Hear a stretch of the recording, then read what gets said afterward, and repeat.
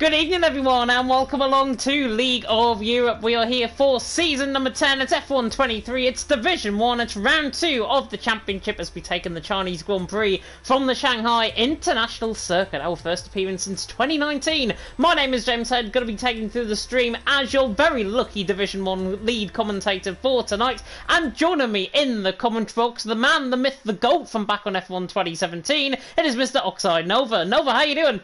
Hello, I'm very good, thank you. I'm very good. Goat is I appreciate that. I don't know if that's a bit far. I'll definitely take that though, coming from yourself. But yeah, me and yourself were just reminiscing about the good old days back in the day on F1 2017. Good time to be alive it was, especially when we were going through the TFRL days and so on. But I'm glad to be back. I'm glad to be able to share the commentary box with you for tonight. Yeah, I think it's our first time delving into commentary together, which is going to be very, very interesting indeed. And hopefully it's going to make for a very good night. Judging by what happened in Australia, we'll get you full up to speed in terms of what happened last week. Justas took the win, meaning he leads the championship on 25 points. Very close, I've got to say. I think the top four we were just discussing before the stream were ending up about 2 seconds away from each other come the end of the 29 laps that we had in Australia. Justas, of course, took the win. Montana in second, Nathan there in third, the usual suspects towards the top end of the standings. Sweet Crown there in fourth on 12, Gary there in fifth on 10, with Yulbream in sixth on 8, then Spine in seventh on 6, could be a lively one potentially for tonight, along with Cucumber in 8th on 5, Gold Falcon there in 9th on 4, with Verstappen there in 10th on 3, Liam in 11th on 2, the debutant of course to Division 1 this season, and then Rocco in there in 12th position on 1 point, and a guy that we know very well from being out on track with him back in the good old days as well. But Justas taking the win, of course, last week, Nova. Montana second, Nathan in third. Usual suspects probably coming to the fore early on. Yeah, absolutely. I think, looking at it, I think we're definitely going to have a titanic battle for the title, it must be said. I think some people were worried slightly. They might have had only, one or two people really pushing for the win in the first race. But obviously we saw the top 4 drivers, and then not even that, but going back further down the grid, top 10 weren't actually that far apart from each other. So yeah, I've definitely got a really good feeling about the rest of this season. I think we've got a really, really good championship charge ahead of us. And it's fair, one person that actually did really kind of stand out for me personally in the race in Australia was Ariel Felipe. Now, that might sound a bit silly, but obviously the reigning Division 2 champion from last season started basically last on the grid, almost got to the points. I think that's someone we should really look out for in this race and see. Somebody who is on the pad still, and someone who really loves this track. So I'll be looking out for him, see if he can get some points today.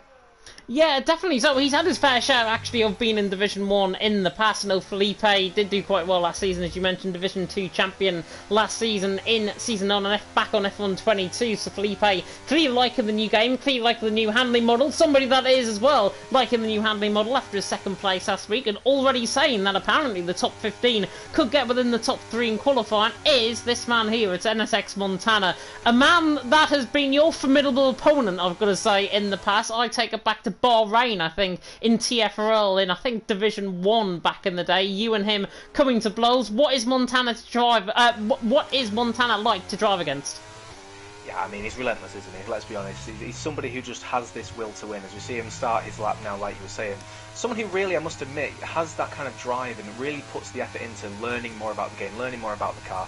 As we ride on board with him now, let's take a lap on board as he goes into turn 1 now, and this is a corner that seems to go on forever and ever and ever, constantly turning as you get into turn 2, then flick it into turn 3, left hand side, keep it nice and tight to the apex and run it out wide, just like Montana does. Yet again, of course, he does it the exact way he's supposed to do it. As we go down now, keep it nice and tight to the inside to gain as much time as possible, break in a straight line as we chuck it into the right hander here, nice and close to the apex. Does he use the curb on the outside? He decides not to be fair. Some drivers do, but himself not deciding to do that. Now full throttle on this game, this left-hander here in these cars, no problem there, and then chucking it into the right-hander now, down a few gears, keeps it in 5th, most of the throttle is still on there, then break down 2 more gears, keep it to the right-hand side, and then floor it outside of this corner, keep it nice and wide, don't go too wide there because you will invalidate your lap time. Got a bit of traffic going up ahead, hopefully they'll get out of the way, but they are on the racing line. What are they going to do now? Hopefully they get out of the way for him. Still there, though. That teammate. could have cost him a bit of time. Yeah, it's his teammate as well. That's not something he'll want to see. Maybe he could pay him back with a bit of slipstream here, though, as he go onto the kilometre-long back straight. He keeps it now, and to be fair, yeah, I think he is giving him a slipstream, which will help him out. So I think he'll definitely get the thanks from Montana there. But yeah, Montana himself is just an amazing character as well. Somebody who really lives and breathes Formula 1 and sim racing, to be fair. Second to last corner now does actually go a little bit wide there on the apex of that, as Volkswagen's actually out of the sessions there, so I'm not sure if he crashed or actually think he might have a qualifying ban. Final corner now from Montana, keeps it nice and tight to the apex, all across the line. What time can he go for now? It's a 30.4, good lap time. Yeah, good lap time indeed. Unfortunately, I think it was a qualifying ban for block in qualifying from Australia, which is why Gulls Vulcan is retired. I think he came out on that lap and then went back into the pit lane, which I don't blame him. Get the setup on. 1:30.4, clearly going to be going quicker than me tonight in Division 4 there, Montana. From Liam there in second. Verstappen is coming towards the end of his lap as well. He's one of the next, I think, to filter across the line. We've got a McLaren through the final corner, which leads me to believe it's out on an out lap. He's just coming through the final couple of corners. The other AlphaTauri as well of Gary coming to the final corner as well, and he comes across the line to go third. 30.7. Verstappen well up there in Australia last time out and goes second, 47 hundredths of a second off Montana early on. 5 minutes gone, Montana out on top. Nathan now out on top, however, 1:30.302, so a tenth quicker than Montana early on. For Montana there in second, Verstappen there in third, and we were discussing who could be to the fore. Nathan is a man that I said he absolutely lives and breathes China. A sweet round now goes quicker by 6,000ths of a second. Nathan is a driver, though, that lives and breathes this track. Won around here in the past. How is he going to fare here tonight? Obviously, being a 10th ahead of Montana, not a bad start at all. Yeah, I think definitely Nathan is someone you really got to look out for. Let's not forget as well, this is only the first laps here. Really just a banker time. I mean, we saw there obviously riding on board with Montana as well, who's actually now giving his teammate a slipstream going into the final corner. That's going to help his sister Aston Martin out there off Spine. But yeah, I think Nathan's definitely got one of the highest chances of winning this race because he just loves China, loves the track. As we see Spine now coming around the final corner. Let's see what lap time he can do in the sister Aston Martin. Kind of get up there with the rest of the guys. P7, not a bad lap time from himself, but if you just look at the times there, the top 9, top 10 covered by 0.5 of a second. I think when we see the fast laps go through, Justas with a 30.1. I mean, we've got to see a 29, haven't we? We've got to see a 29 in this session. 29.9, 29.8, I'm thinking more like Justas still out on top, the Lithuanian dominating, of course, the first round in Australia in a very hard-fought battle, I've got to say, against Nathan, against Montana, against Sweet Crown as well. Those four, once again, filtering out toward the top step of the podium so far here in qualifying. We've got about 11 minutes to go, I think, in the session, so Justas out on top, Sweet Crown in second, Nathan there in third. Looking through if there's anybody else on a lap. NSX Connor, another man that takes me back, certainly, of commentating on him in Division 1 in the past. Connor, very inconsistent normally on his days, coming through the final couple of corners. Again, another man that loves China as a track, on the run toward the line, and actually goes second. So I did say he loved China, he proves that, goes second ahead of Sweet Crown. And Connor, I believe, was missing last week. I'm just going to double check that in my commentary note and see that, where's the Division 1 standings? Yeah, Connor didn't actually, DNF last week. He retired, I think, late on in the Grand Prix. Connor there now in second, and he's looking to try and put himself up there in the Alfa Romeo.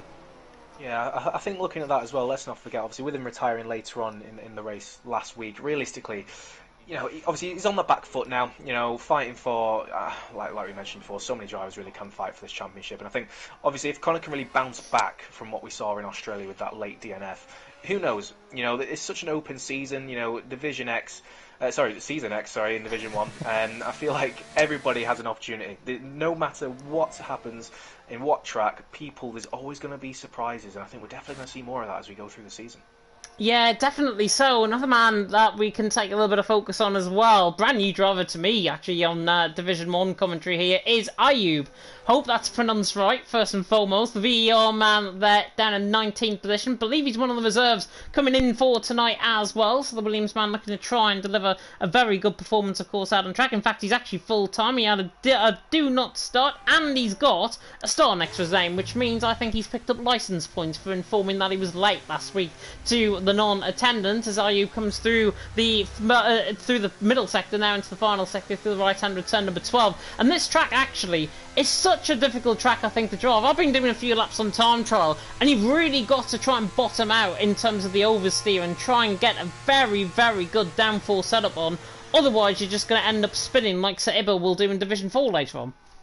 Absolutely. No, you're absolutely right. I think when everybody will know this, of course, from practicing for their divisions later in this evening or whatever division they're going for, or if you're just a spectator, of course, we'd love to give you the knowledge. But yeah, absolutely.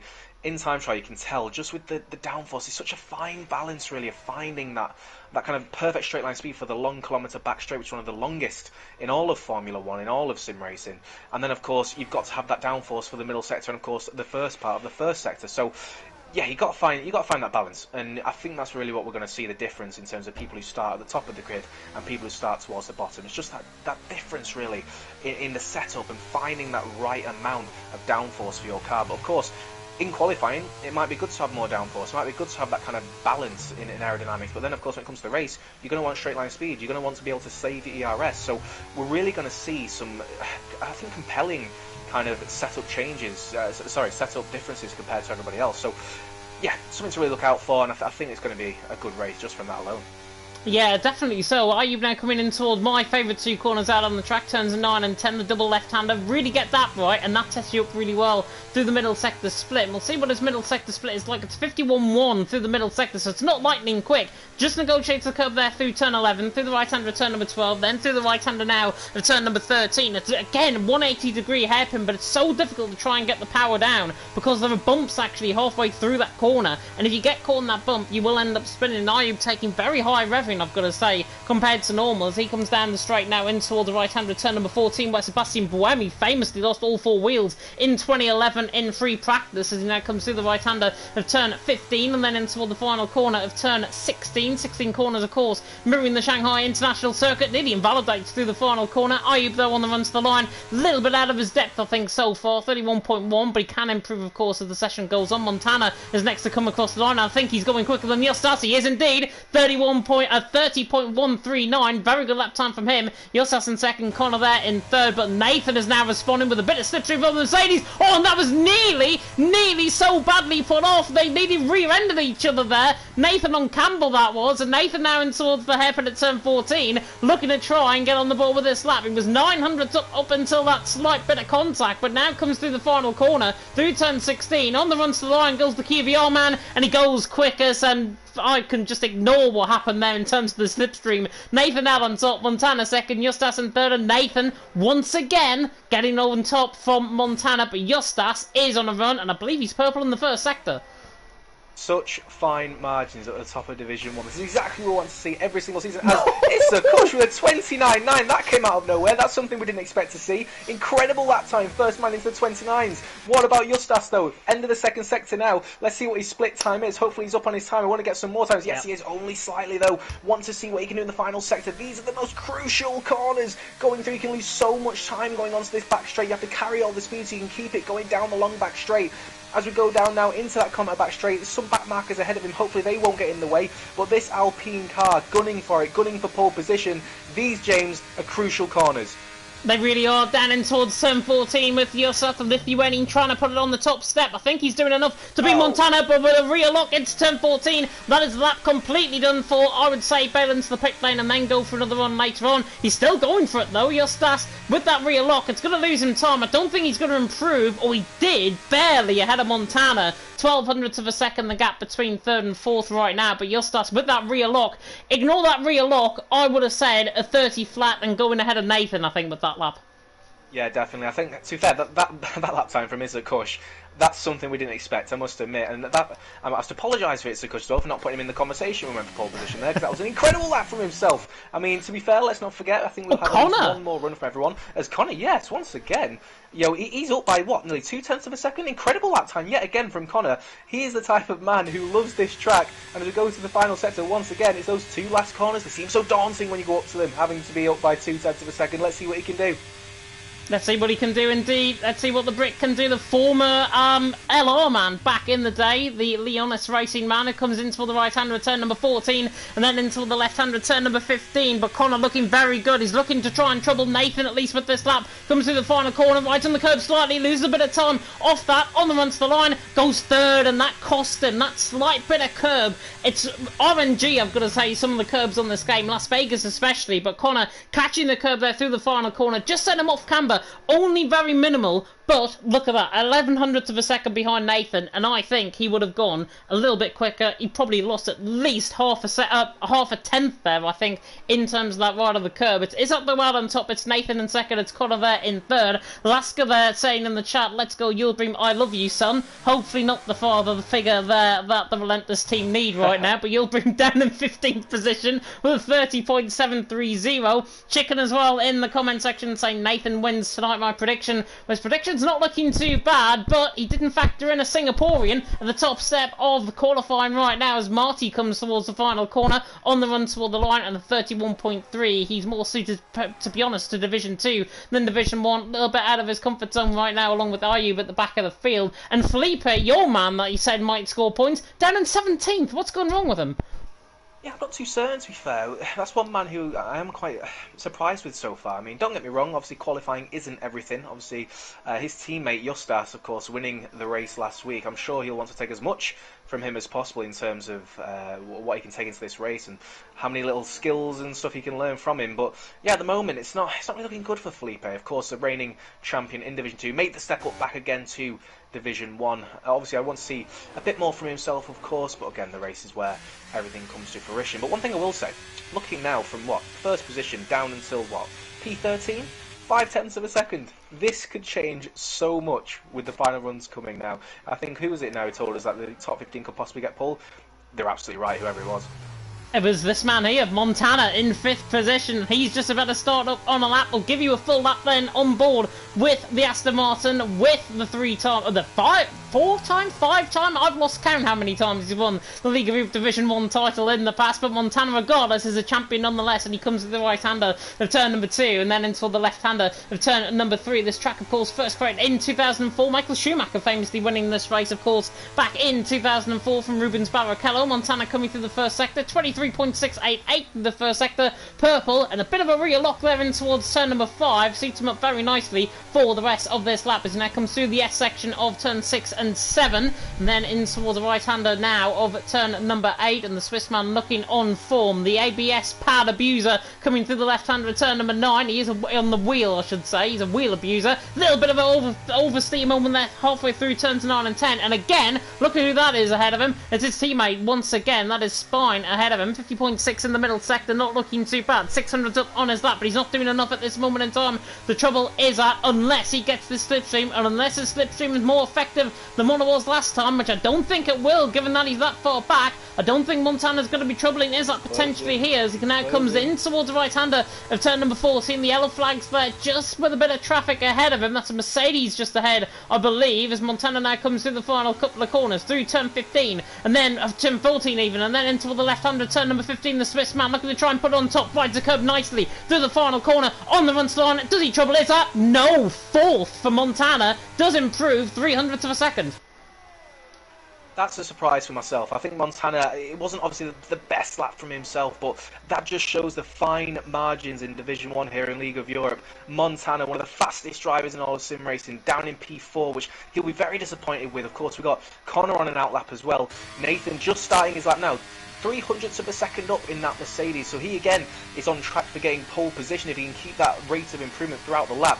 Let's see what he can do as we go through the quick S's now. It's really close and tight on the curves. He likes to keep it nice and tight. It must be said in the middle sector. A lot of drivers like to keep it a bit wider, but Nathan himself, no, he's keeping his own way, and he thinks that's the quickest way to do it. Let's see what his throttle application's like on the way out here. Full throttle away. No way he's going to commit any track offences there, because he's definitely keeping it within the light lines. Is that the system Mercedes? Yes, it is. It looks to me like there's going to be another bit of slipstream going on as Kvyat Verstappen. We see him goes into second place, just behind it's the Kush. So he's done a very good lap there to get in second place. And now we see Kvyat Nathan getting that slipstream from his teammate, doing what the Aston Martins did, and hopefully doing it not so much into a rear ending like they did last time before. But no, it's a good bit of slipstream so far. 2 corners to go. This is going to be crucial for him, James.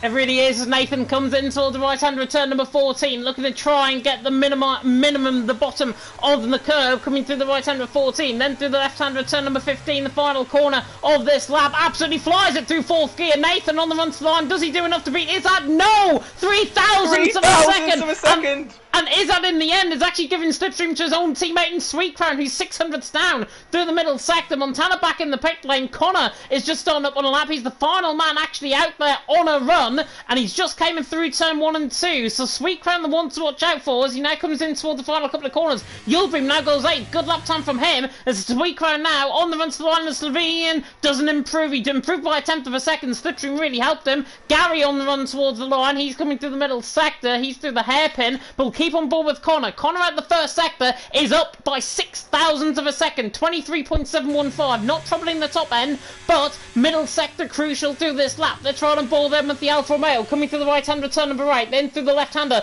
of turn number 9. As out there goes 8th position. Good lap there from the Turk American as now Connor comes through this middle sector split, and it's a 50.6. So again, Connor up slightly on his time, and actually he's down, and he crashes into the wall out of frustration more than anything. He was 600ths down out of the middle sector, and Connor there in the wall. Coming out the right left-hander of turn number 11. There were better ways, I think, to try and retire out on track. There was no one luckily in his way, but I think over the line. Justas goes quickest! Justas goes quickest. I was about to say he was on a lap, but he's now through the final corner and he goes top. 29.959 is at 29.966, and Nathan in third, 29.969. 100th of a second covering the top 3. Justas out on top, Izzard in second, Nathan in third, and Verstappen in fourth, with Montana, the 4-5-time champion, whatever it is, down in 6th position. Yeah, I mean, that... what an end. What a great way to finish qualifying. That was 100ths of a second between first, second and third. Incredible. Don't think we've seen gaps like that in real life Formula 1, at least anyway. And since, I think, what, 1997, Jacques Villeneuve, Michael Schumacher and Heinz-Harald Frentzen, when they all set at the exact same time at Jerez. So, yeah, what an incredible session. I think, looking at that, though, I think the man who would be disappointed, two men, to be fair, who I think will be disappointed, is NSX Montana, of course, and Sweet Crown as well. Sweet Crown and the Red Bull showed some amazing pace in the race in Australia, so let's see what he can do. But Justas, yet again, pulling out the bag when he needs to, by what, 6,000, 7,000ths of a second? Pole position, great lap from himself. Yeah, brilliant lap from a Lithuanian, the championship leader, of course, out on top from Izzard there in second. Izzard, of course, didn't actually feature in the first race. He DNF'd in the first race as well. So the Singaporean there down at the back end of the field in terms of DNF last week. But with changeable conditions potentially going to be happening in the race, remains to be seen. We'll see who comes out on top, though, of course, in that race. As the timings have been slightly upgraded, as Justas has said 1,000th of a second quicker, apparently. 29.958 from Izzard there in second on a 29.966, and Nathan in third on a 29.969. Very good lap time from all. And Verstappen in fourth, only a tenth of a second off the top end of the field as well. Connor there in fifth with Montana in sixth. That is the road to watch out for. Sweet Crown in seventh with Cucumber in eighth. Another man to watch out for potentially in this race. Without in ninth, Yildirim in 10th, and Gary, Spine, Mohammed, Liam and Pease top 15. And then it's Felipe ahead of championship winner last season in Campbell down in 17th. A big shock there on the cards. Ayub there in 18th, Marty there in 19th. Goals Falcon, of course, with this qualifying ban down there at the back end of the field. But it's just us out on top. Izzard in second, Nathan in third. Jav saying in the chat, Lewis Campbell finished, I think so. Tarek there in the chat saying, crazy close qualifying. Indeed it was. And Montana saying, bring back one-shot qualies. It's only because he's better, but we've got Blue Sky, which is good.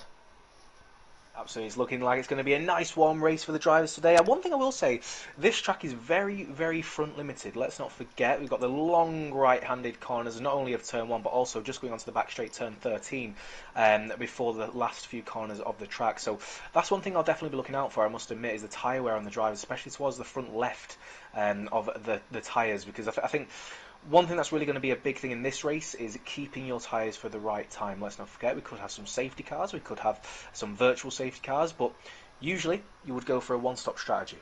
Who knows, with safety cars, with the virtual safety cars, it could be more beneficial for the drivers to get another pit stop in there and have some fresh tyres on.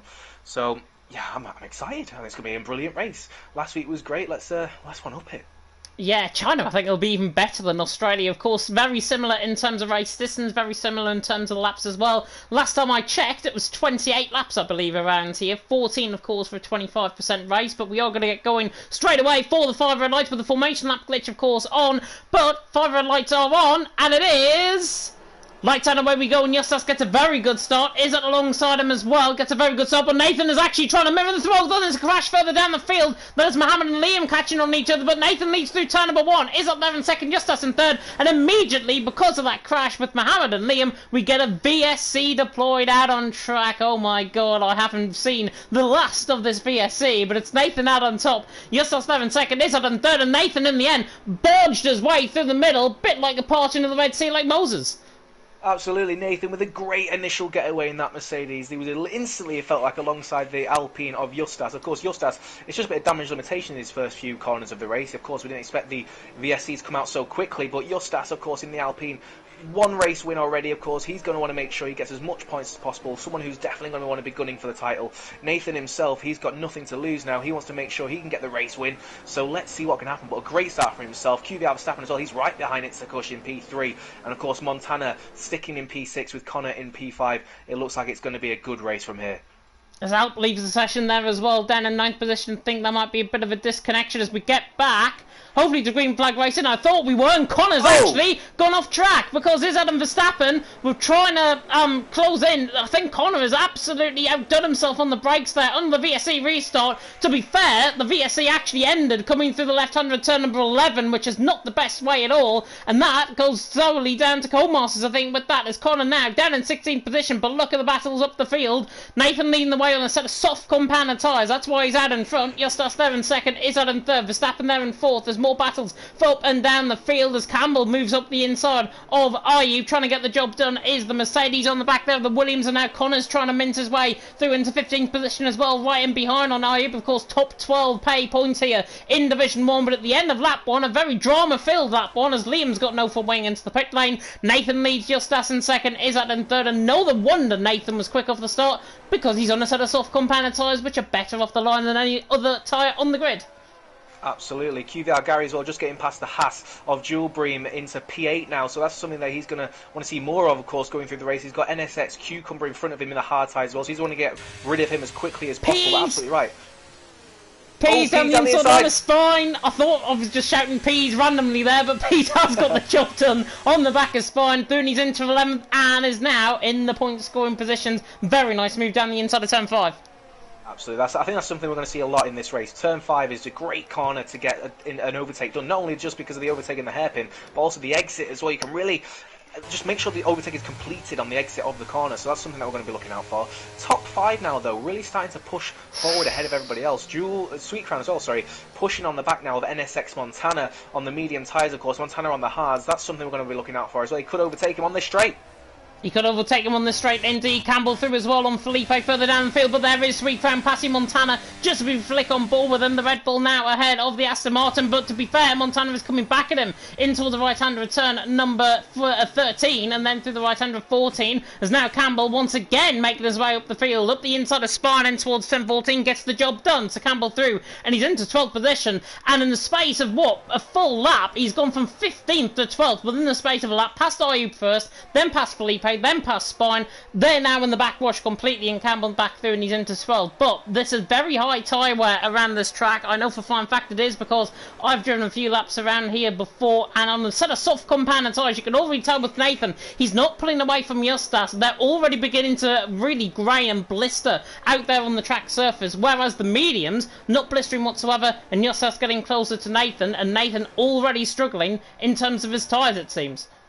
Absolutely, as we see actually NSX Connor as well in the Alfa Romeo going down the inside of Ayub into turn 5, of course. That's the man who went off at the start of the race and wants to get through the field as quickly as possible. So we're going to see a lot of overtakes from himself, it seems. Somebody who was obviously nearly on pole position going through the field now on the hard tyre. So he's going to be somebody who's hoping for a safety car as well a bit later on in the race to bunch the field up. Oh, as he almost loses it actually at the exit of that corner, does NSX Connor, but he's kept it together. The Williams will actually be down his inside, possibly now going into the next corner. Will he? Yes. No, he keeps it just behind him. I think he knows this isn't his battle for the race. But NSX Connor, he's going to be moving through this field and get past Ariel Felipe as quickly as possible. Yeah, and there's a bit of a DRS split actually further down the field. Gary's under pressure from Yulbream. More immediately, Verstappen is under pressure from Sweet Crown as well. But Yulbream is going to move through on Gary. Gary's like, you know what, come through. And Alp's actually going to try and get him down the inside as well. Into the right-hand return 14 at the hairpin. Alp up the inside of Gary. QVR man, the newly crowned QVR man, I've got to say, in Alp is through. Gary's just about hanging on from Pease. Pease are going to try and get the job done down the inside. Campbell as well is trying to get in this battle. Nathan Justas leading the way, but here comes Pease once again to the inside line on the Irishman. Should be job done for the Brit as Gary hangs it around the outside, trying to get the job done around the outside of turn 2 now, but it's Pease's move. Pease gets the inside and Pease holds the track, holds the position. He's through and he's into 10th. Nice move, and Campbell now on the back of Gary in the Battle of the Gaelics. Absolutely great racing throughout the field, not only for the first place position, but now looking like you say, QVR Camel down the inside, possibly. Yes, he is in the Mercedes on the inside of the Alpha Tauri, takes over in P11, and obviously another great move into turn 5, another move that we think we'll see further on in the race. But looking at the front now as well, QVR Nathan only 5 tenths ahead of Justas. Maybe Justas is just keeping in that slipstream, keeping in that DRS, taking a bit of his time to get to the front, but obviously QVR Nathan less ERS, and I think a lot of the top performers are really kind of using as much of their ERS as possible. The only person who isn't, as always, Sweet Crown, keeps his ERS in good tact, should I say, to make sure he has enough going throughout the race.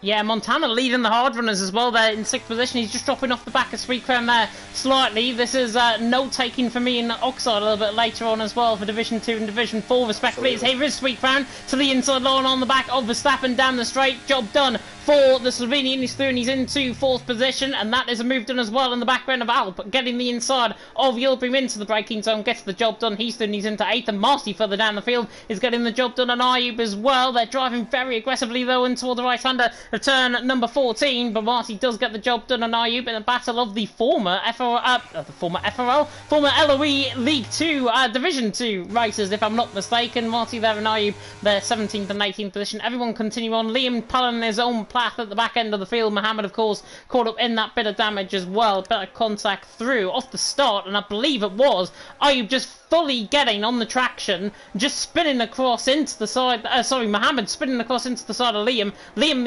in the end, getting front wing damage. Unfortunate for him, he's down at the back end of the field. Ideally needs a safety car to get back in the race. But lap 5 out of 28. Nathan leading the way from Justas in 2nd, is up there in 3rd. Sweet Crown is Dutch James, says Jav there in the chat. I am getting confused, as you can clearly tell, with the other Slovenian of Ghost Falcon. That is who I'm meaning in terms of the Slovenian. I will say Dutch from now on. Thank you so much for rectifying that though. Nathan out on top, Justas there in 2nd, is up there in 3rd, and as well Sweet Crown apparently is Wouter. So Wouter is doing a good job there in 4th position. I wish people said this because it would have been a lot better for me.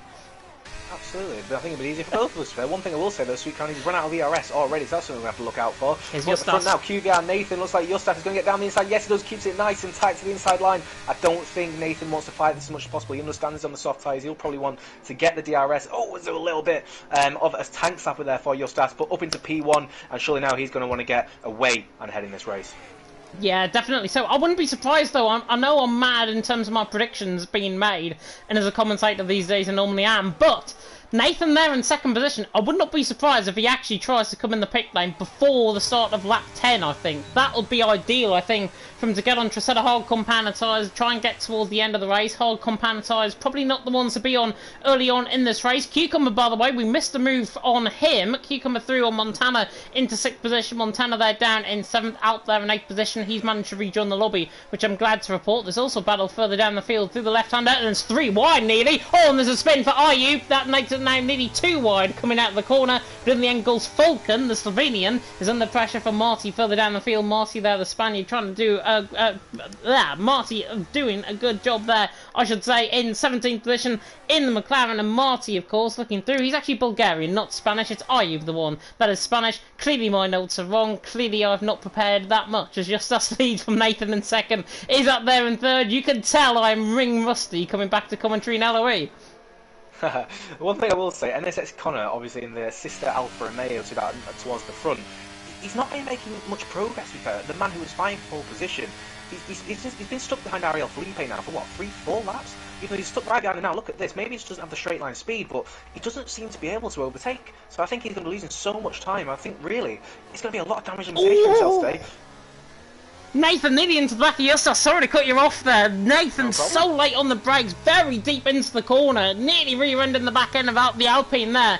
soft compound and tyres clearly going off. That battle you mentioned with Felipe and Connor really beginning to hang sways. We're now coming to the left-hander at turn number 15. Connor right on the back of Felipe, trying to get the move done. Maybe in towards turn number 1. Look at the speed that he's carrying compared to Felipe. Now pulls to the inside line to try and get the job done. Down the inside goes Connor, and it is easy as you like. Felipe, though, gonna actually hang tough to the inside line. The gap is there for him to come in, but Connor is just too good to try and get through, and Connor is through, and he's into 14th position ahead of Felipe. Big snap of oversteer there on the exit. Felipe doing exactly the same. He gets the better exit, but it is Connor's move, and Connor outgunning Felipe like a Yorkshire Palmo.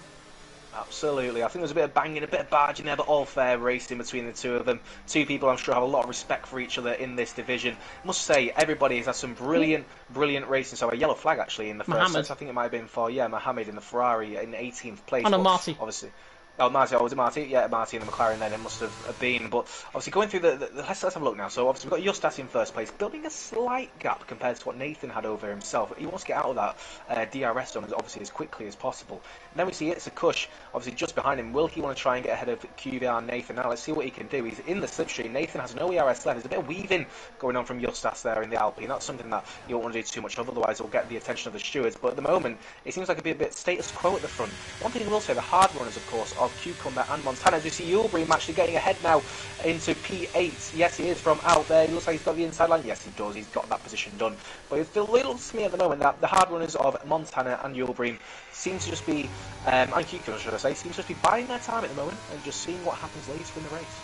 Yeah, definitely. So Montana and Cucumber, I think, just hanging tough. They're probably in the same party as each other. They're probably discussing, thinking, you know what, if Nathan's tyres go, maybe one of us could cover him off, go into the pit lane. Marty, speaking of which, is into the pit lane, maybe for a little bit of damage. I'm not sure what happened. I think he had a spin coming out of turn number 5, got caught on the inside curb. So Marty there, down in 18th position, is now into the pit lane. We'll see what tyres he's going to go on and see if there is any damage on that car. To set a hard, so clearly getting off the mediums early, and that is very early, I've got to say, to come into the pit lane. Not normally the lap time to come in. Hards normally last around about 15, 16 laps, and then you can go on to a set of medium compound tyres. Judging by the last time I commentated around, it was F1 2019, so it probably is pretty much the same for this track, as Nathan on the back of Justas there currently leading the way. Is up there in third, Sweet Crown and fourth, Verstappen there in fifth. Myself and Oxide Nova taking you through the action, of course, out on track, and Jav only realising Mohammed is slash, and Mohammed there down in 17th position, doing a good job. He is part of the ET8 team now, is the Ferrari man,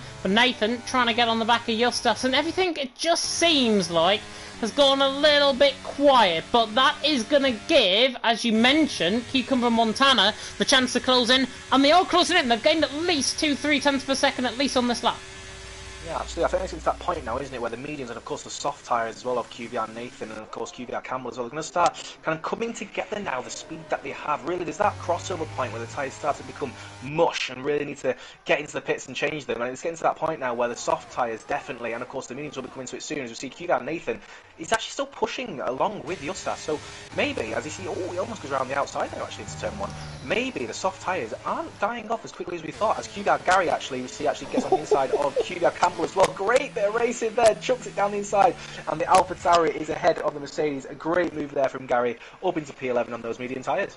Battle of Galix round 2, maybe replacing the Anthony Joshua Dylan White fight potentially a little bit later on in the year, as Yildirim is through on Montana. Montana struggling all of a sudden, and now Alp and Pease are getting their elbows out through turn number 5, and Pease to the inside line gets the job done on Alp. So the Turk American down another position behind Pease. Pease coming alive here in China. He's into 9th. Gary there in 11th, chasing down on the back of this pack as well. But look at the gap. The front 5 have pulled clear with Cucumber in 6th. Montana in 8th position. Not sure if it's a little bit of a tactical ploy potentially to fall behind Yulbream, hang back on Pease and Alp, and then maybe push a little bit later on into the race. But it seems like, I've got to be honest, the Swiss man is struggling around here tonight, and it's not often you see Montana taken out of his comfort zone, maybe in terms of the wrong choice of tyre, but he should get the job done once again on the back of Yulbream. Everyone down the top end of the field is going to have a battle. Nathan pulling on the inside line of Justas there, faking the move, but Montana is going to get through now on Yulbream, so maybe it was just a DRS ploy more than anything else. Montana through, and he's into 7th position, but this is a very rare sight in League of Europe from my perspective anyways. Montana struggling. Absolutely. Looking now, I mean, there's got to be a problem. He's got to have a setup problem in that car, because this is not the pace that you usually see from NSX Montana. You usually see him at the front fighting with Justas, fighting with Nathan and the rest of the guys up there. So definitely something going up there. Of course, he's been dropped now as well by NSX Cucumber and the Alfa Romeo there on the same hard tyres. So you're absolutely right. Something is not right there with the Aston Martin of NSX Montana. Looking at the front as well, Justas, of course, keeping it ahead of QDR Nathan, who's doing an incredible job, it must be said, on those soft tyres. 9 laps and keeping it with the front runners. So I think there's still all to play for here.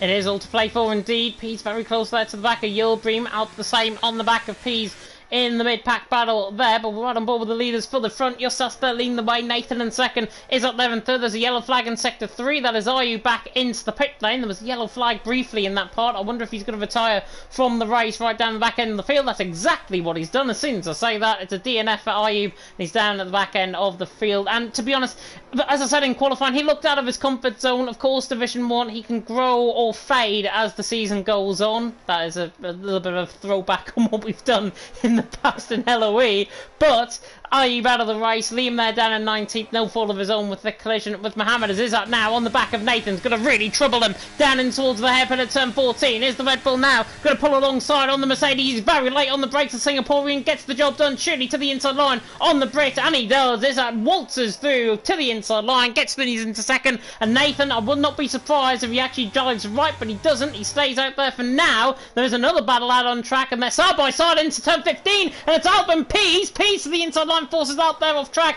Alp having to take avoiding action as a result, and now all of a sudden Yildirim getting into 3 wide down the straight. Yildirim trying to do the impossible to go around the outside of both of them through turn number 1. Surely not, he's so far off track he could go escape China at this stage as Yildirim makes contact with his own teammate and filters in, and there's more contact between the two Hassas. 3 wide doesn't work in towards turn number 1. Yildirim runs so far off track he could have been going to North Korea. Yildirim there in 9th, Pease there in 10th, and Pease there now ahead of Yildirim. And the first rule of racing over, don't hit your teammate. Do not hit your teammate. Not only that, they're both part of Ariel. That's not going to be something they're going to be like in the debrief. Both of the Hasses not only getting contact with each other, but also losing time to Alp and to Montana, who's been able to scuttle away a little bit in that Aston Martin, who we know has been struggling at the start of this race. So maybe now, with Alp having a bit more freedom now from the two Hasses, he can get on the back of Montana. He can indeed. Sweet Crown as well, troubling the back of Nathan. Nathan's tyres really beginning to go. But look at the cloud cover above the circuit. This is what we haven't talked about so far. The threat potentially of rain. Is this why Nathan has went onto the set of soft compound tyres and been told something else? Because Sweet Crown now, all of a sudden, to the inside line, is going to power past him, surely down the straight. But look at the toe. Now that Nathan is getting off the front too, Sweet Crown dives it to the inside line, gets the job done. Nathan there in 4th, trying to get the switch back once again. Cloud cover beginning to build over the circuit. It's not really noticeable at this stage, but if Nathan dives in the pit lane, could be the main sense of a dry race, as I thought I saw a spot of rain there coming in the pit lane, and my eyes were not deceiving me. Trust me, as Nathan is into the pit lane. And if this is for a set of medium compounded tyres or a set of hards, this is definitely to the end of the race, one would expect. Set of mediums go on. Nathan, what, 17, 18 laps? That's going to be a real tough task to get to the end of the race, to be honest. Going to be tight. I mean, one thing we will say, let's not forget on this game especially, getting that pit stop done early, getting that undercut is massive, so I would not be surprised to see him ahead when these pit stops are done. But absolutely, like you say, those tyres are going to fade, and they're going to fade quickly, so he's going to have to put some quick laps in to get ahead of everyone and hope for the best that they don't have the pace to get ahead of him. At the front now as well, Justas and It's a Kush, they're really close together now as well. They've reeled Justas back in now, so I think the Alpine driver is starting to struggle. The two Red Bulls, look at them menacing behind them, taking as much time as possible away in this middle sector, and they're going to want to get forward and ahead of him as quickly as possible. It is indeed, but look at the cloud cover over the circuit. Again, through this final sector, it's not telling because the sun is still out at this part, but it has got very cloudy over the last 2 laps or so. And I'm not saying there's going to be rain, but normally when it clouds over like this, there is always a threat of rain here, especially in an Asian country like China. Justas leading the way from Izzat in 2nd, Sweet Crown in 3rd, Verstappen there in 4th. Yeah, they are yet to pit in. Cucumber Montana, maybe that set of hards is actually going to be a real work-up in a treat. Is out on the back of Montana, pulls to the inside line, and Montana's like, you know what, come through, I don't care, I'm going to play DRS chicken with you at this point. Out there in 6th, Montana there in 7th. Everyone's staying out for now, it seems, in the set of mediums and the set of hards, but this makes me think that we are going to see A, a change up in conditions, and B, possibly Cucumber Montana being up towards the front end of the field if it does rain, because it could be a genius ploy. Absolutely. I think, like you say, with the clouds coming in, this really could make the race now for Cucumber and for Montana. Montana doesn't care about letting Alp through. That's something you never thought I'd say, to be honest. Montana giving up position. Obviously, he's playing the long game. He wants to make sure he can be at the forefront at the end of this race. So if he needs to lose positions now to gain him at the end, I'm sure he's going to be happy to do that, as we see at the front as well. Justas, once again, just keeping ahead of the two Red Bulls, but they are right on his tail now. He's got a bit more ERS to use, though, than the rest of them. So he's going to want to keep ahead of them now, going into the final few laps of this stint. Let's see when the medium runners starts coming. It should be in the next few laps or so. Oh, as he makes a big mistake, actually, Justas going out the end of the second sector there. He loses a bit of time. Those tyres are dying. They are dying, and look, again, cloud cover really building over the circuit. The mediums are not going to really warm at this temperature at this stage. Nathan and Campbell decided to come in for the mediums. Is that a genius ploy, or are we going to get rain as Justas now is under pressure from Izzat? Here comes the Singaporean bursting down the middle of the track to try and get the move done for the race lead, and Izzat takes the race lead off Justas, comes across on him slightly there, but Izzat through and he's into the race lead. Justas there in second. Justas very close though to the rear wing of the Red Bull as the side-by-side further down the field. Connor getting the move done on Gary, but are these moves going to happen before this threat of rain comes? I'm absolutely convinced now it is going to rain within the next 5 or 10 minutes of this race. Montana and Pease under pressure, or pressurising the back of Montana. This is something I'd never thought I'd say. Pease pressurising the back of Montana, who is going backwards, it seems, throughout this field. There is a pit stop, I think, coming maybe for Gulls Falcon, who made a mistake coming through the final corner, but he's staying on and on track at this stage. Pease there in 8 on the back of Montana. Montana, though, definitely struggling hard. Seemed to be the wrong call. However, if you're Cucumber and you're in 5th position and you're in a bit of no man's land, it actually looks like a bit of a genius ploy, because if it starts raining now, everyone's going to be in the pit lane. But if Cucumber actually stays out there for an extra few laps and it starts raining, then Cucumber will be no mug. Absolutely. I think Cucumber's in a brilliant position right now, just like you say. Montana, I mean, maybe he's got damage. Has he got damage to that front wing? We didn't think we saw him make any contact with anyone, but he just doesn't seem to have the pace in that Aston Martin. The beautiful green, racing green Aston Martin, they just doesn't seem to have the pace. It's a gush. Now, really pulling away, it must be said, from Justas in the Alpine already. 0.5 of a second now, but the top 4 separated by less than a second. Incredible.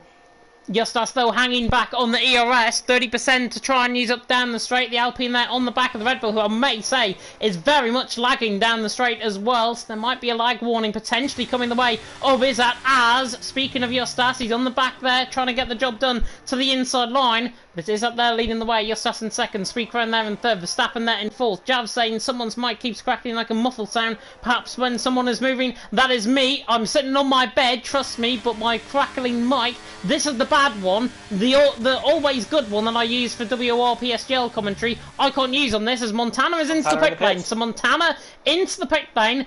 I can only assume this is going to be for a set of medium compounder tyres. It makes sense, because he's going to do at least a one-stop strategy in this race. But with that cloud cover really beginning to build over the circuit, it means a real tension has now came over the circuit here in China at the Shanghai International Circuit. Speakran there on the back of Justas into the braking zone. Turn 5 close enough for no cigar. Montana, where is he going to filter out? Montana is behind Mohammed coming out of the pit lane, and that is... I'm not sure whether it's good news or bad news, to be honest, for Montana. Speaking of your man Felipe, he's just been outdone by Nathan.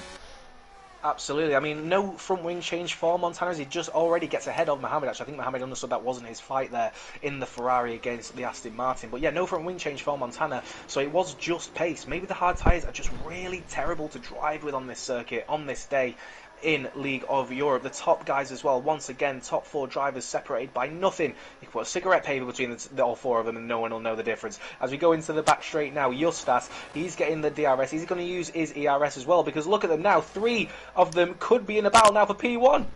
They could be indeed. Justas to the inside line, comes across on Izzat, gets the job done, and now might filter through on the other Red Bull as well. Sweetcrown to try and get the switch back out of 10-14, but he can't. Justas there leading the way. Izzat in second, Sweetcrown there in third, coming now through the final couple of corners. That is very annoying to ride on board with the drivers, I may add as well. In terms of the sound glitches, Izzat now pulls alongside Justas once again to the outside line of turn number 1. Inside line is there if he wants it, Justas, but Izzat surely going to get the job done. Justas still there to the inside line of 3.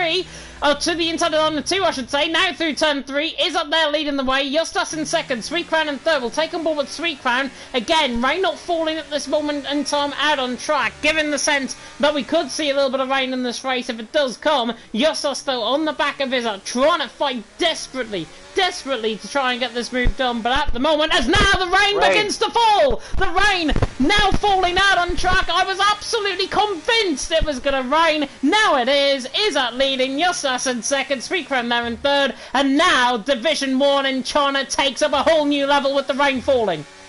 Absolutely, NSX Montana's going to be hating this. Down in P15, just strapped on some new medium tyres. Maybe he doesn't think it's going to rain too much to put intermediate tyres on. But at the moment, you can see these drivers, first, second, third, fourth, all gunning for this intermediate tyre that should be coming on in the next 3, 4, maybe 5 laps time. But at the moment, it looks like they're going to be in the box seat, really. One thing I will say, the 2 Red Bulls, they're going to have a problem. They're going to have to stack in the pit lanes. You see Justas once again doing down the inside, and look at that, the 2 Red Bulls as well, going 3 wide into the final corner, and look at that, it's the Kush loses 2 places in just about, what, 100 metres, and around the outside possibly. Sweet Crown, no, he can't quite get it done, but the 2 Red Bulls, they're going to have to fight over position, and they're going to have to see who can pit first, otherwise the guy behind is going to get a lot of problems. Intensity on the rain, and then on the camera screen senses that the rain is beginning to affect the track surface, potentially out on track. Sweet Crown there leading behind Justas. Justas currently leading the way from Sweet Crown in second. Is up there in third. Verstappen there in fourth. Cucumber now, all of a sudden, because of this rain beginning to fall, the hard compound tyres are pretty much the best on this surface, and that means he's gaining time. 2.7 seconds the gap over Verstappen, and that gap continues to fall. The mediums can't switch on when it is such cold temperatures out on track. Cucumber's tyres can though. They're the hardest compound tyre, they're more durable, and that's why he's getting back into the race there in 5th position. So Cucumber not to be ruled out of this race just yet, as Felipe has made the first call to come in the pit lane for a set of inters. I think that's a lap too early personally, but Justas leading the way. Sweet Crown in second, is up there in third. The biggest telling point is if you see little bits of yellow dots potentially on the track surface, that indicates that the rain is affecting the surface. Not at this moment in time, but I will not doubt that the top 4 are going to be then. Absolutely, I think look at this as well. What QV Alp and the NSX Connor as well, almost side by side going towards the end of the second sector. Connor once again, the man who's really been pushing his way to get back through the field. All the drivers separated by absolutely nothing. Oh, in the front as well. Oh, absolutely, going through on the inside, possibly. No, there's a bit of contact there. Oh my god, incredible racing, but it looks to me like he's got it through. Yes, he has. Justas as well, and it's a Kush also battling up front as well. The drivers, they've got to be coming in for this lap because the conditions are deteriorating so bad. They are, and Sweet Crown, by the way, took the race lead and all that as well. There's a yellow flag, and that's Campbell that is spun coming out of turn number 12. Might cause a safety car or a VSC, but Izzat is the first one in. Izzat is the first one into the pit lane, of course, not getting stuck in the gravel like 2007 Lewis Hamilton, as Izzat now comes into the pit lane to put on a set of the green wall tyres. Set of intermediate compound tyres. The intermediates, of course, can dispose of 25 litres of water a second on this track surface, so that means they're going to be pretty effective in very changeable conditions. Unlike the full wets, of course, where you can't even complete a couple of laps in Belgium. But Sweet Crown leading the way, Justas in second, Verstappen there in third. Where is Izzat coming out in clear air? Right behind Montana. Montana in the end, the DRS is going to be disabled probably in the next half a lap, I would say. Montana there in 11th, Izzat there in 12th. Absolute dire straight for Montana. Nathan pulls the inside line though, and Yilboom gets the job done. And he is another one that is in dire straits potentially in this race as well. But Sweet Crown now leading the way. Justas in second, Verstappen third, Cucumber in fourth. It's Dutch from Lithuania, from Dutch, currently the top 3, and Cucumber still not entirely out of this fight either in fourth, but his tyres are beginning to go off. Absolutely, and it's Kush as well. Instantly, as he comes out the pit lane, gains a 10th on Montana in that first sector. Not a lot, but of course that just goes to show that the intermediates are really starting to become the tyre you need to be on. So I wouldn't be surprised to see everybody switch on them into the pit lane. If I'm not on this lap, next lap most definitely. But looking now, the front guys, it looks to me like they're definitely going to be in this lap. The Red Bulls don't need to queue anymore, and of course you've got Verstappen in the AlphaTauri. So it's going to be a battle of the pit crews here, as NSX Cucumber as well, who I must admit has done an incredible job in that Alfa Romeo to keep their 17 laps on those hard tyres, which is going to be impossible to drive in this condition. Already only a couple of seconds behind the top 3. Incredible driving from Cucumber. Spray kicking up, Sweet Crown into the pit lane, so Sweet Crown in, Verstappen in, Justas stays out, might be a good call actually, might be the worst call he's ever made, but the spray, look at it, kicking up now down the straight, as there's another yellow flag in Sector 3, I think that's Mohammed having a spin further down the field, but we'll see where Sweet Crown comes out in relation to Izzat. Izzat is behind Montana, coming into the final corner now, Montana on that set of mediums, could cause a few problems, this is going to be very, very close on the pit lane exit, I think Montana and Izzat though are going to filter out ahead, they are indeed, and Montana stays ahead of Izzat in towards turn 1, but look at the spray being kicked up. The Singaporeans still can't even get through on the back of Montana. Montana is absolutely convinced that these tyres, I think, are going to last, as Pease came in the pit lane and put on a set of soft compound tyres. Clearly, either an in-game glitch there or human error. Pease there, set of soft compound tyres, he's back out there. Montana there on a set of mediums and fourth. Now in the pressure from Izzat. Izzat pulls the inside line, can't get the job done, but Montana, can he get the car stopped? Just about. Izzat there on the tyres, trying to get the traction out of the corner, bit sideways there, coming in through in towards turn number 6 and 7, but Montana hanging on from Izzat, and Montana, unless DRS gets disabled, which it hasn't currently showed on our screens, Montana there in fourth is convinced that the mediums are the right tyre, and Nathan's doing exactly the same thing as well with the spinner of Pease, I think, through the first sector. No, it's not, it's goes Fulton.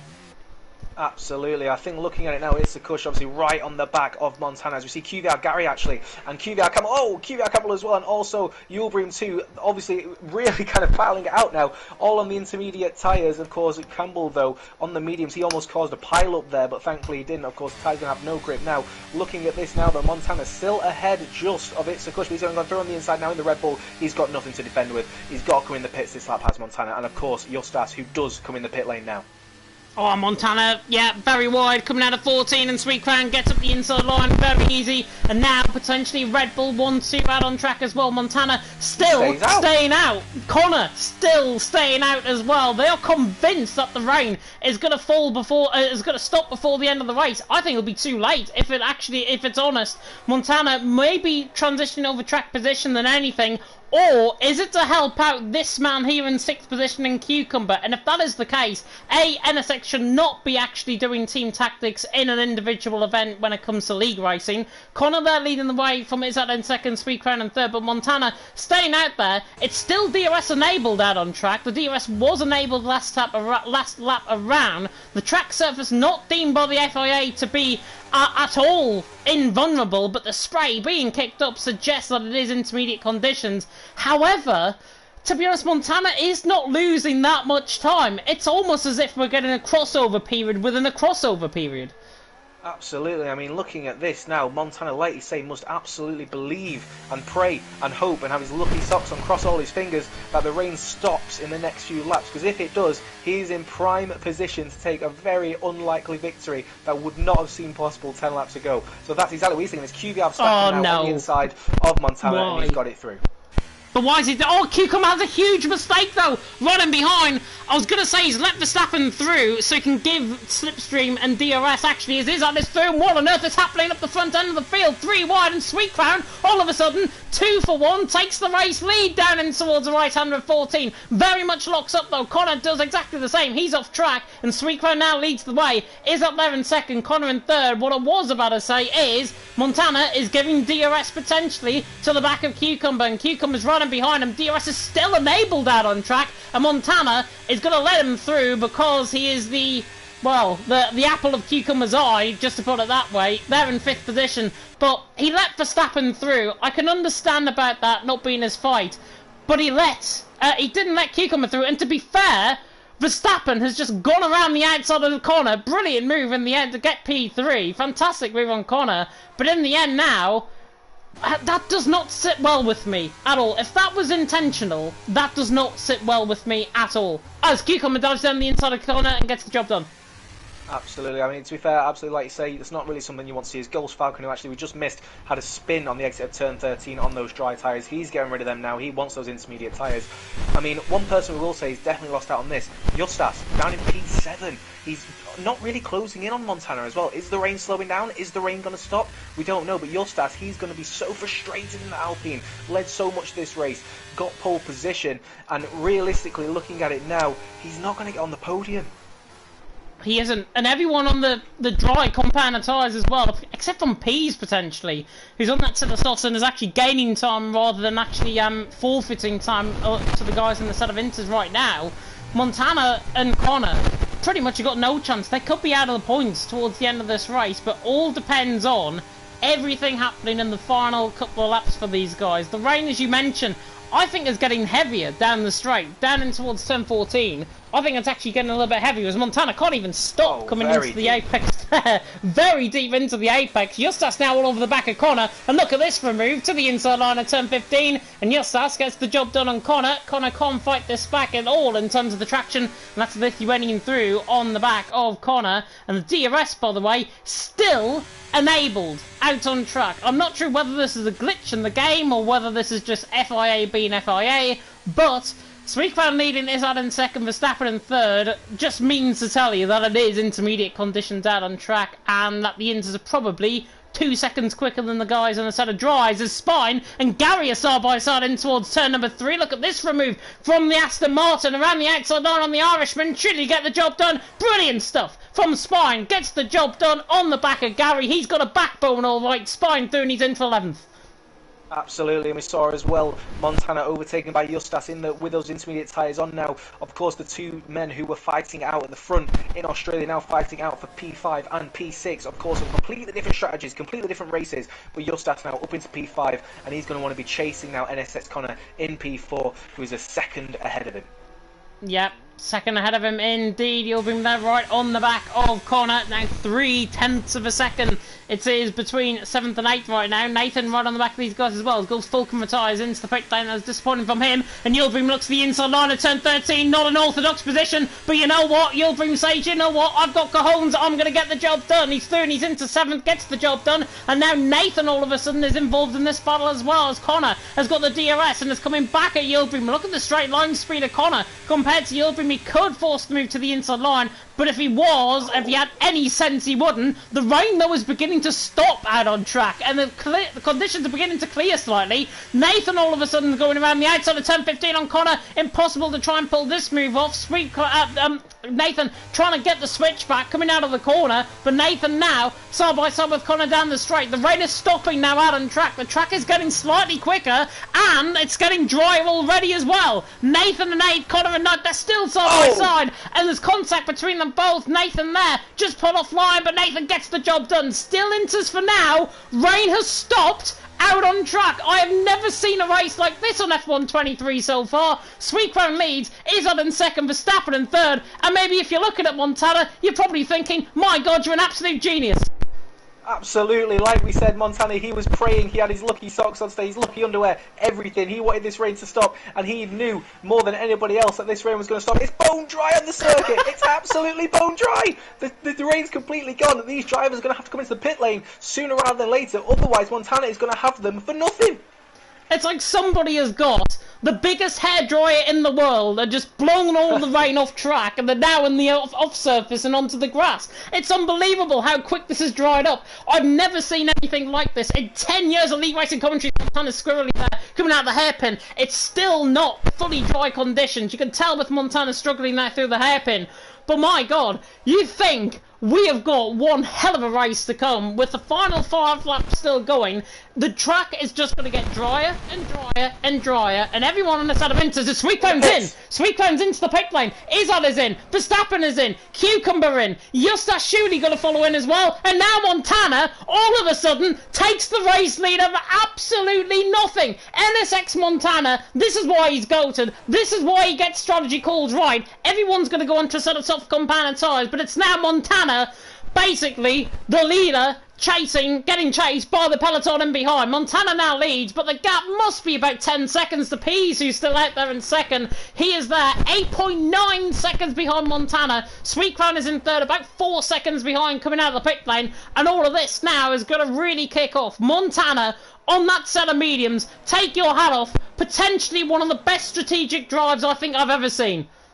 Absolutely, Ariel Pease as well in P2 on them soft tyres. He put them tyres on 5 laps ago. We questioned it. We said that wasn't the right thing to do. Now look at him in P2, dizzying heights in that Haas. Incredible for himself. Sweet Crown, Verstappen, Cucumber, is of course Justas as well. Oh, and Gary and Nathan as well. A bit of a battle there going through into turn 5 now, side by side, but he gets it through, does Nathan. But will Gary go down the side? No, he doesn't. He keeps it behind in the AlphaTauri. But like you said, Montana, incredible strategy call. Pease as well. That's someone we didn't think would be challenging for a podium, but look at him there in P2. Incredible racing from him. Yeah, put it this way, the hunted has just become the hunter out in front. Montana leading the way, Pease in second, Sweet Crown there in third. Absolutely remarkable scene here in Division 1. We've still got 5 laps of this race left. We could get a safety car or VSC. If we do, I'd absolutely love that, because Montana, sitting there smug in P1, will be just put back down to earth if there's a safety car coming out. And I think you guys, as the viewers, maybe want to see a safety car just to spice things up even more, as Izzat now is coming, charging at the back of Cucumber like a charging rhino to the inside line of turn number 14. Can he get the car stopped on the brakes? Bit of a rear lock. Beautiful move though by Izzat. Gets the job done on Cucumber, and Cucumber chopped up in terms of 5th position. Izzat Thuni's into 5th. Absolutely great move once again from these guys. He's coming back at him. He's coming back at him as Cucumber to the outside line of turn number 1. He's back through. So Cucumber, ignore the pun that I've just made. He now cuts back up as he's into 5th, and we have lost you, I think. Absolutely, my game just crashed. Don't worry about that. I'll be back in a second. I've got a spare invite. Why am I missing this? The last 5 laps, incredible race. I want to get back in here.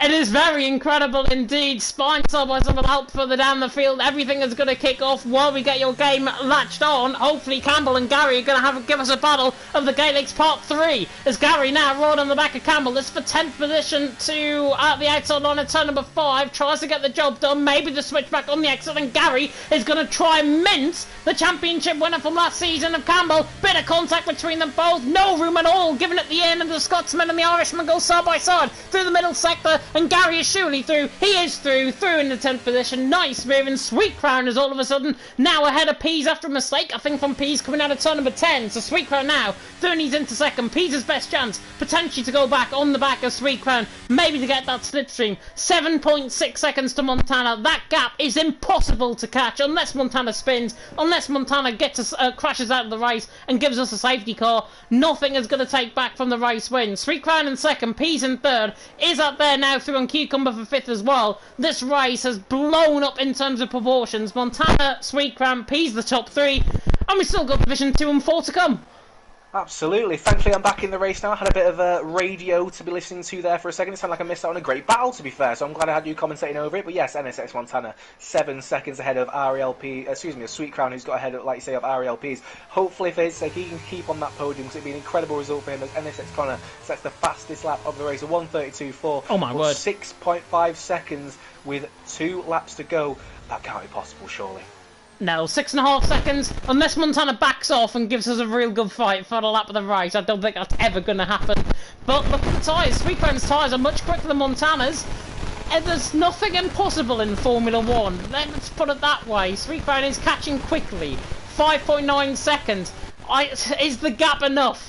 That is what we're going to have to find out. Nathan there in 9th, Gary there in 10th, Nathan there on the back of Yulbreen for 8th position right now is the battle we're on board with. There's Nathan on the back, going to try and somehow get the move done on the back of Yulbreen, because both on fresh tyres, but the gap's still consistently coming down out in front. 5.2 seconds, no DRS of course for Sweet Crown, no DRS of course for Montana, no DRS in fact until you get to Cucumber, who's there in P6, who will have that DRS now out on track.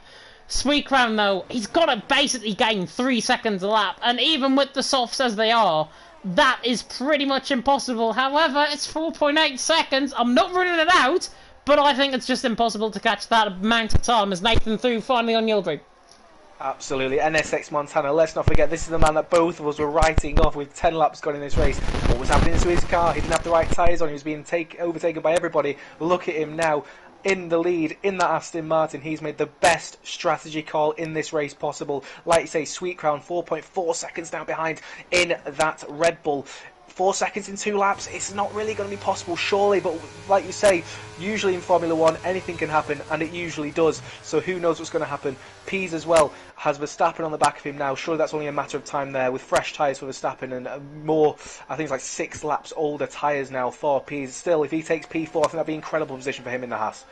Yeah, definitely so. Verstappen, by the way, is on the back of him. Round the outside of turn number 8. Impossible from Verstappen. Brilliant move to the inside line. Absolutely wondrous from Verstappen. The Dutchman around the outside of 7 and 8 gets the job done. And Pease is left in an absolute quagmire in behind. Verstappen through, and he's into 3rd. Pease, more like mush, out on track. 4th for Pease. 3rd for Verstappen. Brilliant move.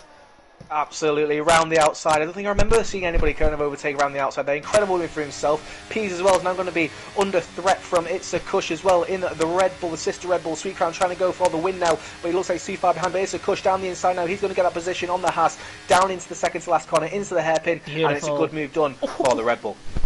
Bit of rear-lock in there as well from the Singaporean, but he gets the job done. He's through, and he's into 4th. And I tell you what, I've not missed a heartbeat with this with this now. They've been the final lap of the race. I've enjoyed every single second of this race here in China. Montana leading the way, 2.6 seconds. Sweet Crown, it's not going to be enough, I don't think. Maybe give him 2 more laps, and I think you could say he could get there. But Sweet Crown has to put in basically a qualifying lap upon a qualifying lap, I think, to try and get this race where Montana has called this absolutely perfectly. Sweet Crown now in 2nd, Verstappen in 3rd, but that gap for that battle for 3rd is still not done with, because is that there on the back of Verstappen? 2 sister cars, AlphaTauri against Red Bull. Red Bull currently 2nd and 4th out on track as well. They're going to be scoring very good points compared to the Astons, who were down in 1st and 12th. So Sweet Crown in 2nd, 1.9 seconds. The gap is still coming down. I don't think it's going to be enough. As I say, give him 2 more laps and he's pretty much there.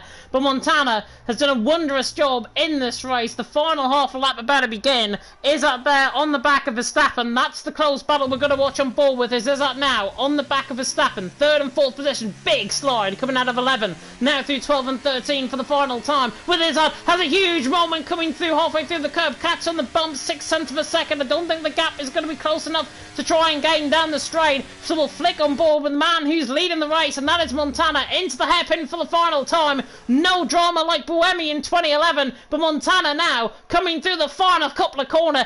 In the end, we mocked his strategy. You should not be mocking a 5-time champion in League of Europe. Montana comes to the line, wins in China. Sweet Crown in 2nd. Oh, how sweet it would have been with another lap. Verstappen there in 3rd. Is up there in 4th. Pease across the line to finish in 5th. Cucumber and Sickler still come, and Connor is in a battle with Gary further down the field as well. Don't think that's going to change positions though. Gary and Connor 10th and 11th position. Connor though trying to get him around the outside, can't do it, and Connor smashes into the wall. Coming across the line 11, Spine the final point scoring position sitter there in P12. My word, what a race. Montana wins, Sweet Crown 2nd, Verstappen in 3rd. Might be one of the best League of Europe Division 1 races I think I've ever commentated on. Absolutely. I mean, what can you say about NSX Montana? I mean, really, the kid did everything right. We were mocking him. We were telling him, no, this isn't the way to go. Look, there's a problem with his car, but no. Yet again, NSX Montana, the relentless winner in the Aston Martin, 5 times League of Europe champion, did everything right once again, made the strategy calls, and did one of the best races I think we've ever seen in League of Europe. Absolutely. Like we were saying before, we've never commentated together before, and what a way to start it.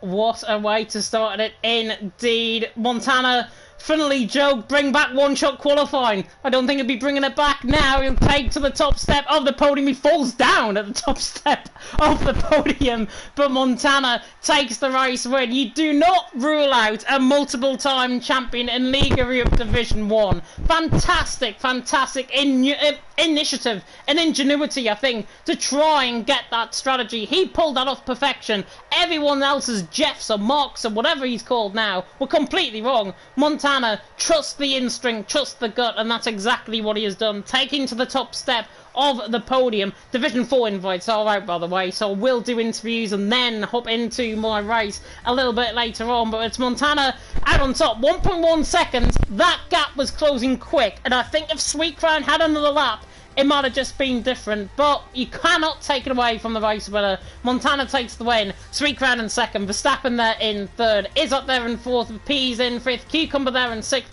Justas in seventh, Nathan in eighth, and what could have it been for Nathan? He got that strategy completely wrong.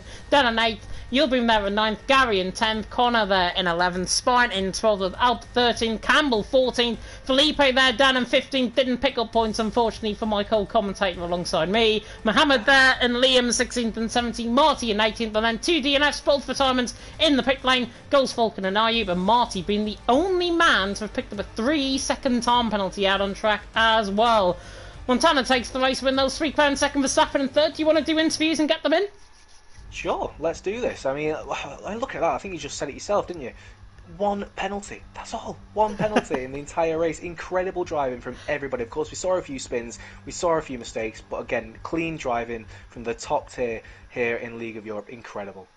Incredible indeed. It was fantastic to witness, fantastic to watch, and I really hope we can hear from all of our top 3. It's the first time you will get to see interviews this season as well, which is always a good thing for Division 1. Don't say I promise you much, but we get, of course, out of China, and we can take a look actually at what we've got to look forward to as well. While we get, of course, the top 3 in, we have got Japan next week, the only figure of 8 track, of course, in Formula 1. I think one of the only figure of 8 tracks in the world as well, apart from a karting arena. And Japan, pretty much very much a testing track, like China, very similar in terms of the qualities, but just legendary, I think, in terms of the racing around there as well.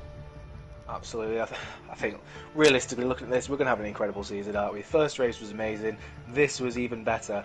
Who knows what's going to be coming in the rest of the season, but just I am so excited to keep it going.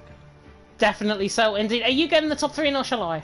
I am trying to do my best I can. It doesn't seem to be able to do it. PlayStation 5 is nowhere near as easy as PS4, it must be said.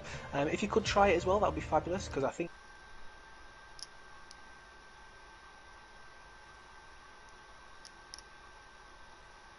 Yeah, you've got Izzat in, which is good. I could see that. And it's Montana and Sweet Crown, isn't it? The other 2. I know I've got Montana on my friends list, regardless. So we'll get him in. And then I've got to search up Sweet Crown's PSN name, which is the best possible thing potentially to do. Montana saying he can't join the invite. It might be because it is PS5. He has now joined, however, because we're on a PS4, of course, and we are absolutely goated in terms of the quickness of getting our top 3 in. And we will speak, of course, to Sweet Crown as well, who finished in second position. Just trying to find his name. There he is. Saying do not disturb, which gives, I think, the question potentially that I was sweating the final couple of laps there. But speaking of sweating the strategy, let's talk to the man who finished in P1. Of course, it is NSX Montana. And Montana, us in the commentary box were ridiculing your strategy and thinking, why the hell's he staying out there on a set of mediums when everyone's on a set of inters? That's why you took the race win. Yeah, I think I was doing the same, thank you. I was blaming myself as well. I don't know, I had a big moment on the first stint. I had no pace in the race. So gambled on the mediums, it started raining, I wanted to quit life, but just went going, and I noticed that the Inters guys, they weren't that quick, so I don't know, mate. Yeah, we said it actually in commentary. I said it certainly. There was only about a 2 or 3 second difference, I think, between the Inters and the dries.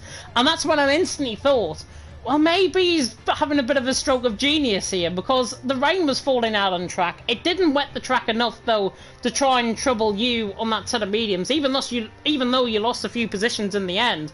Talk us through what it was like, because you're probably thinking, well, I'm just sinking like a stone, basically, in water. I've got absolutely no chance of winning this. Yeah, the issue was mainly on the braking. The mediums just didn't slow down, and that was where I was noticing, oh yeah, I'm fucked. But then I noticed I can defend from some guys. I could defend from Izzat in the middle sector and then some other guys. And then Jeff told me the most beautiful words I've ever heard. The track is going to dry up quickly. The crossover point is here. And yeah, then it all went quite quickly. And I was still sure that the guys were going to catch me. But I don't know, mate. I didn't expect this one for once. Definitely not. I mean, after second position in Australia, I think we bagged you as potentially front runner coming into tonight. And in the end, of course, qualifying behind the likes of Cucumber down at what I think was sixth position in the end, must have put you completely on the back foot. But to come back and lead by, 9 seconds with about 7 laps to go, and then get closed down by the man sitting to the right-hand side of you, Sweet Crown, you must have been fearing for your life going on to the final 3 laps of the race. Yeah, I was just holding my overtake button like this. My life depended on it. I was sure they want to catch, but I was also, from practice, I knew the software gonna drop off a bit, so just managed to focus to string some laps together that were decent with the 1 mediums. And yeah, somehow, one more lap and that would have been it for me. I couldn't have defended when he got the DRS, but that was just perfection, I guess, from the game tonight. It was perfection indeed. Mark, I think, definitely needs a pay rise, I think, in the Aston Martin garage for tonight. Mr. Oxide Nova, good old rival of Montana back in the day. Any questions? Absolutely. I mean, I must admit, that was one of the best races, I think. Not only have I commentated on, but watched in general. That was absolutely amazing. Obviously, you said a lot about, you wanted one-shot qualifying back, you wanted this, you wanted that. Did you sacrifice a bit of yourself for the race, or was it just not the best qualifying lap for you? I didn't even know it was going to rain for the race because this game is so confusing with the weather thing. So just took the dry setup, did some beautiful slipstreaming with Spine because everyone is doing it at this stage. So yeah, I just want one-shot quali back so you can do proper laps. But no, the setup was completely a dry setup. Fair play. Well, yeah, amazing job, mate. Great race and a well-deserved victory. And final question for me before you head off Montana. It is Japan next week. How do you think you're going to get on around there? Well, I think some people are strong there, but less pad sweats than today, so I'm hopeful for that. But I've barely touched it on this game, so should be better than this one, but I've got no clue, to be honest. Yeah, you and me both in terms of the Japan. You and me both. Congratulations, though, on the race win. Go and enjoy your evening. Thanks for coming, Jake. You are very welcome indeed. We can now speak to the man who was hunting him down later on. It was the man, of course, who finished in P2. It is Mr. Sweet Crown, and Sweet, in the end, P2 out on track. Do you feel it could have been P1 if that race was a lap longer? For sure. It was just one lap longer I would have had him. I didn't expect me to catch so quickly because at some point I saw myself, like on the first lap I gained 3 seconds I think, and I was like, oh, I actually have a chance. But 1 lap short, a bit sad, but we'll yeah, we can get over it. Yep, you can't really take it that easy. Come on, you absolutely took that race by the scruff of the neck in the end. I mean, the final 3 laps you were probably thinking, you know what, I'm gaining. I think you gained, 2.5 seconds a lap, and I was thinking, maybe you can do this. And then the drop-off on the next lap, I think it was like 1.1, 1.2 seconds gain. Was that gain enough for you to try and trouble towards the end of the race? I think in 1 lap I didn't gain as much as I did on the others, and that's or Montana might have done a better lap. I don't know what it was, but yeah, it would have been a lot nicer if Montana messed up a little bit in those last few laps. Yeah, he was certainly getting a little bit squirrely as well, in terms of his back end a little bit later on in that race as well, which gave you that big advantage, of course, to try and gain. But P2 finish for you, given how it's your second race this season, certainly on F1 23, must be very happy with the progress you've made, I think, from certainly Australia last week. Yeah, P4 to P2 now, and my pace was a lot better, even quali today. It just felt a lot nicer, even though a point 0.1 or something was P8. I don't know what it was, but what I didn't expect. I expected P1 to be a 0.1 to be a lot higher, but very very close. But yeah, pace is looking good and better, so I was happy about that.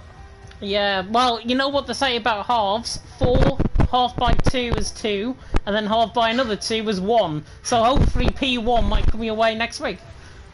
Yeah, hopefully. Hopefully so. Mr. Nova, any questions? Yeah, absolutely. I mean, you kind of said it there yourself. Obviously, Japan next week. I think we all love enjoying watching a race around that track. Like James said there, obviously, 4th, 2nd. You've been in the fight for the win now, 2 races in a row, just not quite got it. Next week, surely surely you want to fight for that victory and get the first one. I know there's a lot of quick people around Japan, so it's gonna be tough. But I hope to be up there again. So we'll see next week. Modest as always. You'll love to see. He's PR trained. Love it. Well done, mate. And that is it for me. Yeah, go and enjoy your evening. Thanks. You are very welcome indeed, and we can now speak to the man who finished in P3 in that race as well, and pretty much was up there, certainly with 3 Crown in the interstint. It was, of course, Mr. Izzat. Izzat, welcome back, of course, to Liga Review. P3 for you on your second race back. Must be delighted. Yeah, delighted could be a word you could use, but yeah, I felt like me and Walter had a chance for 1-2, but the track dried up, so not our day today. Yeah, not your day today, and obviously the weather playing that big part in that. What we thought, certainly in commentary, that Inters were the right tyre to go on. The rain only lasted about 5 laps in the end. Were you wishing that rain just to go out a little bit longer, maybe another 2 or 3 laps, and then you could have made it to the end? Yeah, I wish the rain continued to the end, but also I wish that I wasn't behind my teammate, so I didn't double stack. I think the double stack cost me a lot. But that's my fault for being slower than him, I guess. Not at all, not at all. I mean, he had a double toe down on you down the straight, and we saw that 3 wide in towards, I think it was with Connor, down in towards the right hand of 14. And that must have been some sight to behold. Your teammate passing you on one side, you passing Connor on the other side, and then thinking, oh god, he's ahead of me now, so I've got absolutely no chance to catch back up. I mean, I really don't want to defend for my teammate. It could have caused like a horrible accident, and also I was out of ERS, so there was no point defending, so I just let him through. But yeah, I think this race was 50% skill, 50% luck, and Montana just got all the luck, so fair play to him, fair play to him. Yeah, I think it was 0% skill, 100% strategy, I think, from Montana's end, certainly, in terms of tonight's race in, of course, China, and of course, you finishing P3, very much delighting, I'm sure, with the home crowd in Asia. Going ahead to Japan next week, how do you think you're going to get on around there? Well, that depends if I get a seat next week. I'll just hope that more people drop out, and so I can get a seat and prove to everyone that I can be a race winner. Yeah. It's vacation time for everyone, so I think everything is going to be fine in terms of you getting a race seat. Mr. Nova, not forgetting about you. Any questions? Absolutely. I think we discussed it in the commentary box when it was happening, of course. You were battling with your teammate, obviously, just as the rain was starting to come out. And we were really wondering, you know, because obviously you don't want to be stacking in the pit lane. Were you really worried about that? Is that why?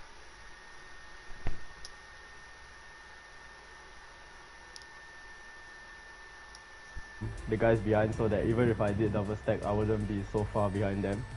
So it kind of worked out. We did some teamwork to help me out, but it wasn't enough. So sad. It's all right. Close, but no cigar. Next week, if you do get your seat, hopefully we'll see you up there again, mate.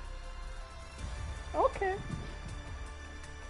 Yeah, and that, I think, rounds off everything for tonight. Enjoy your evening, Izzat, as well. Hopefully you can get some sleep as well.